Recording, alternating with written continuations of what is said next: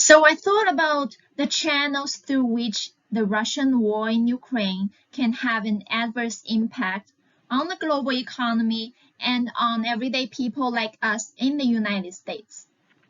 The number one channel is through inflation due to the commodity price increases.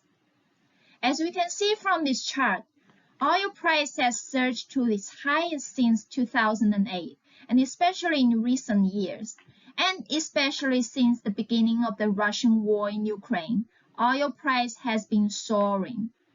And this chart on the right-hand side shows the consumer price inflation in the United States.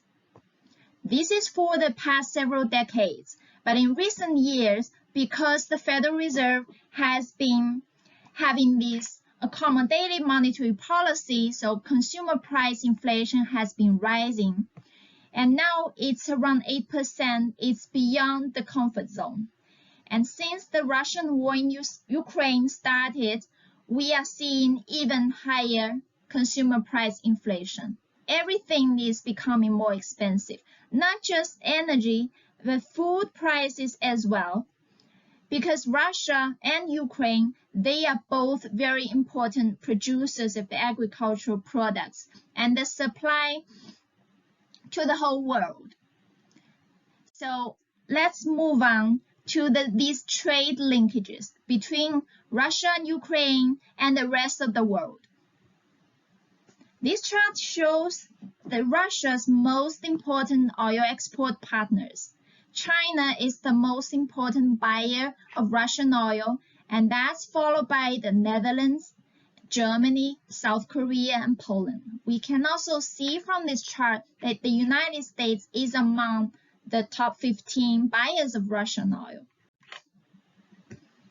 And not just oil is a very important commodity from Russia, but also other types of commodities, metal and agricultural products from Russia are very important inputs for all the other economies in the world. Again, China is the most important buyer of Russian exports, and that's followed by the Netherlands, Germany, Belarus, and Turkey. United States and United Kingdom are both among the top 10 buyers of Russian commodities. Ukraine is also very important as an agricultural producer. Where does Ukraine export wheat to? This table shows the most important buyers of Ukrainian wheat. In the Asia Pacific, Indonesia and Pakistan, they account for 10% each of Ukrainian wheat exports. And that is followed by Bangladesh, more than 6%, and Turkey, 4.5%, and Lebanon, more than 5%. In the Middle East and Northern Africa, in some economies such as Egypt, they really rely on wheat from Ukraine. More than a quarter of the Ukrainian wheat is bought by Egypt. So now what's happening in these parts of the world, people are facing a food shortage since the beginning of the Russian war in Ukraine. And in some countries in Africa, there is already a food security problem because of ongoing war and conflict in that region of the world. And now the situation has become worse because prices are even more expensive and the supply has been limited because of the conflict. Compared to Ukraine, Russia is an even more important wheat producer. And this chart on the left shows the most important export destination of Russia's wheat. Again, Egypt accounts for more than 32% of Russia's wheat exports, and that's followed by Turkey, more than 16%. So since the Russian war in Ukraine, all these economies are suffering because they face higher agricultural commodity prices and food shortages. And likewise, These economies import a lot of grains from Ukraine as well. Let's move on to another channel through which the Russian war in Ukraine can have a negative impact on the other economies. These beautiful pictures show the popular tourism destinations, Egypt, Cuba, and Thailand. The tourism flows from Russia and Ukraine basically stopped after the war started. Because of the sanctions on Russian banking institutions, the Russian tourists are not able to use their credit cards, and they are afraid that they cannot take their flights home with the Russian airlines. So the tourism flows have stopped since the tourists return to their home country. So those economies who tend to be smaller economies relying on tourism revenues, they are now suffering, facing a recession in the tourism sector.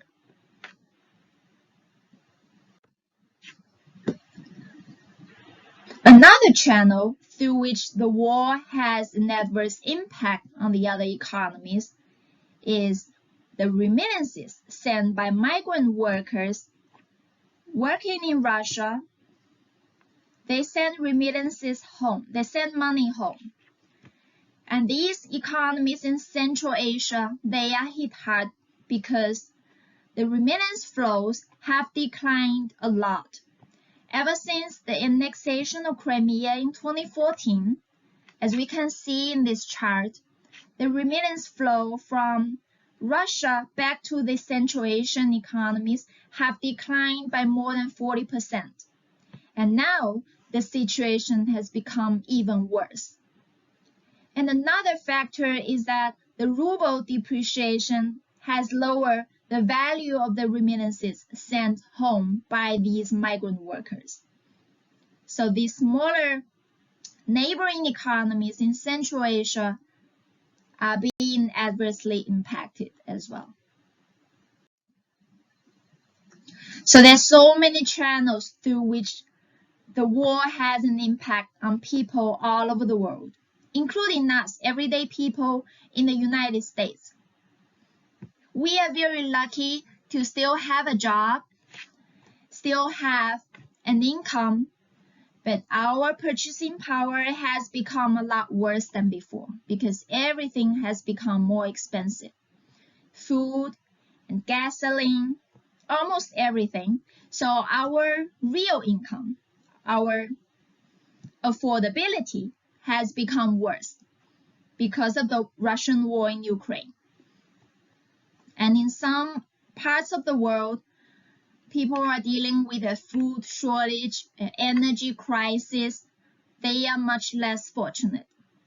And in emerging market economies and developing countries, companies are facing a higher risk of financial crisis because the investors are withdrawing their money from developing countries and back to the advanced economies. Because of the war, the investors' confidence had become worse and more pessimistic. There is just a lot more uncertainty than before.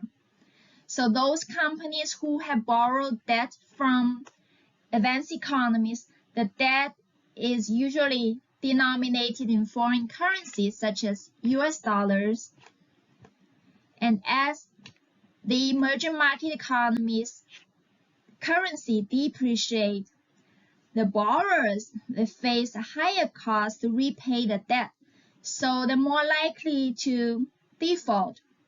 They are not able to repay the debt denominated in US dollars because of currency depreciation and capital outflows. So there's just a lot more uncertainty and higher risk of a financial crisis and the economic recession because of all these channels through which the war has a negative impact.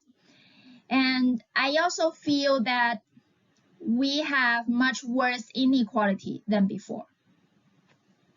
For example, some oil companies, they have become more profitable because of the oil price increases. But other smaller companies, they are worse off, and workers get laid off during the pandemic. In some sectors, unemployment is worse than before. So overall, inequality is worse than before. To me, there is a tremendous negative impact of the war on everyone, almost everyone, everywhere. So let's hope that the Russian war in Ukraine can stop very soon. Thank you so much for listening to me discussing my thoughts. If you have any thoughts or comments, please leave a comment below. Thank you so much.